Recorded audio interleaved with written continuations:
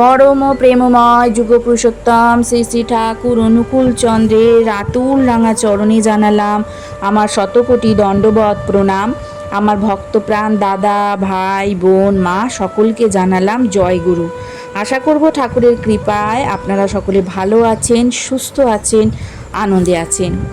আজকে আমরা ইষ্ট প্রসঙ্গে আলোচনা করব একটি সুন্দর ও গুরুত্বপূর্ণ বিষয়। যাত্রাকালে অর্থাৎ কোথাও বের হওয়ার সময় যদি কেউ হাঁচি দেয় তাহলে আমরা আতঙ্কিত হই। আমরা বলি একটু দাঁড়িয়ে তারপর যাও। এটা কতটা যুক্তিসঙ্গত? এটা কি আমাদের মানা উচিত? যদি আমরা তা মেনে থাকি তাহলে কেন? আজকে আলোচনার বিষয়বস্তুই হলো এটা। কোথাও বের হওয়ার সময় কেন চন্দ্রশুদ্ধ এসব দেখে বেরোতে হয়? সকালে ঘুম থেকে উঠে কি দর্শন করলে শুভ হয় এবং কেন? পরম দয়াল শ্রী শ্রী ঠাকুর এই বিষয়েও কিন্তু আমাদের বলে গেছেন। এটা আলোচনা প্রসঙ্গের সপ্তদশ খণ্ড থেকে। খেপুদা আজ দুপুরে কলকাতায় যাবেন, শৈলেশদা যাবেন রাত্রে। ওরা কাল সকালে কলকাতায় মিলিত হবেন, সেখান থেকে জমি দেখতে যাবেন। শ্রী শ্রী ঠাকুর বললেন, 3 বামুন এক সূত্র যেন যেও না। কোথাও যাওয়ার বিধি নিষেধগুলো ঠাকুর বললেন, কিভাবে যাওয়া উচিত, কিভাবে যাওয়া উচিত নয়। ঠাকুর বললেন 3 জন বামুন ও এক সূত্র যেন যেও না। আমার কর্তামা এমনতর বলতেন। এমন সমাবেশে বোধহয় দ্বন্দ্ব হয়, তাই অভিজ্ঞতার ফলে হয়তো এমন প্রবাদ বেরিয়েছে। কোথাও যাওয়ার সময় সাধারণত আমাদের একটা আগ্রহ হয়। যখন আমরা কোথাও যাই আমাদের মনে একটা আগ্রহ জন্মায়, কোথায় যাচ্ছি, জায়গাটা কেমন ইত্যাদি। ঠাকুর বললেন এমনতর ব্যবস্থা করতে হয় যাতে আগ্রহটা বাড়ে, সেটা ভেঙে না যায়। এমনতর ব্যবস্থা করে আমাদের বেরোনো উচিত। যখন কোনো শুভ কাজে বেরোই বা যে কোনো কাজই হোক না কেন, যখন আমরা বাড়ি থেকে বের হই তখন এমন ব্যবস্থা করে বের হওয়া উচিত যাতে সব দিক দেখে শুনে তবেই বের হওয়া উচিত। আমাদের মধ্যে অনেকেই কিন্তু বলে থাকে যে এইসব কিছু নয়, কুসংস্কার।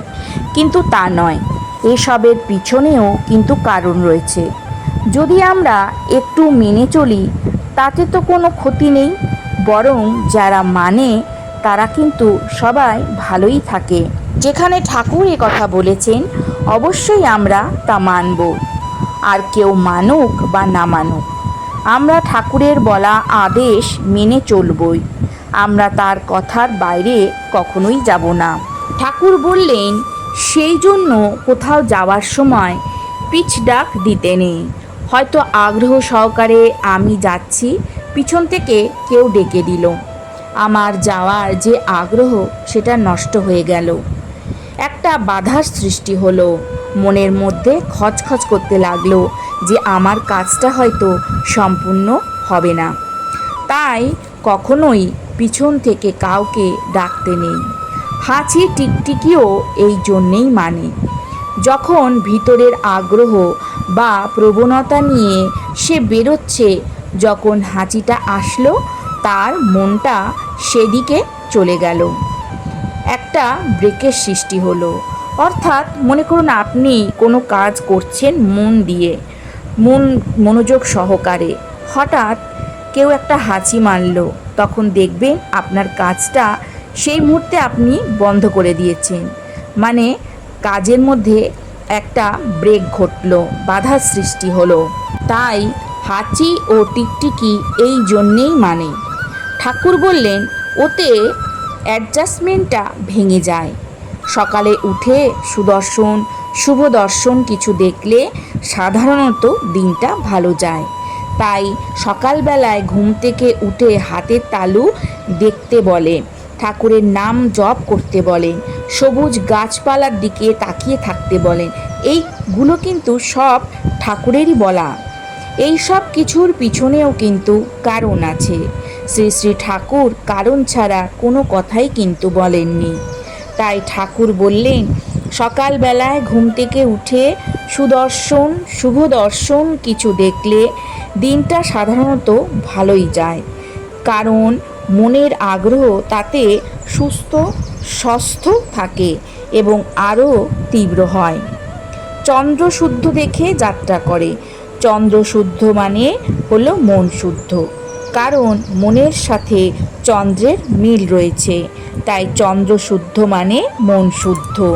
একনিষ্ঠ আবেগ থাকাকে বলে মন শুদ্ধ থাকা। একনিষ্ঠ আবেগ মানে আপনি ঠাকুরের প্রতি একনিষ্ঠভাবে আছেন।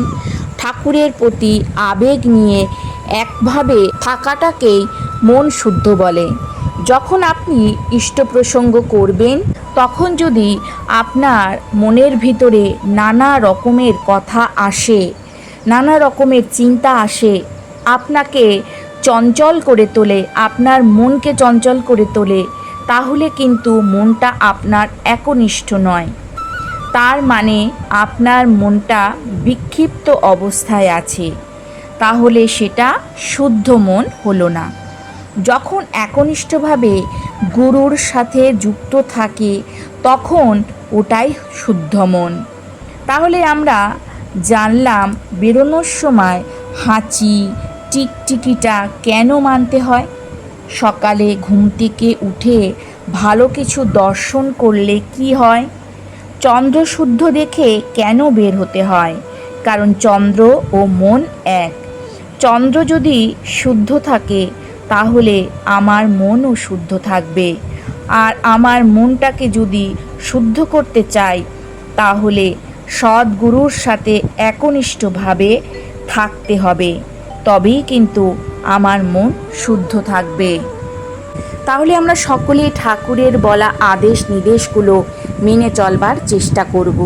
তাহলেই কিন্তু আমরা ভালো থাকতে পারবো, সুস্থ থাকতে পারবো, আর সকলকে ভালো রাখতে পারবো। আজকের আলোচনা এখানেই শেষ করলাম। আশা করব আজকের আলোচনা আপনাদের ভালো লাগবে। যদি ভালো লাগে তাহলে অতি অবশ্যই একটা লাইক করবেন, কমেন্ট করবেন। কালকে আবারও আসবো নতুন আরেকটি আলোচনা নিয়ে। সবাই ভালো থাকুন, সুস্থ থাকুন, সাবধানে থাকুন, আনন্দে থাকুন।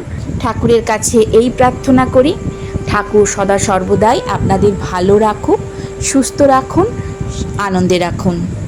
জয় গুরু, বন্দে পুরুষোত্তমম।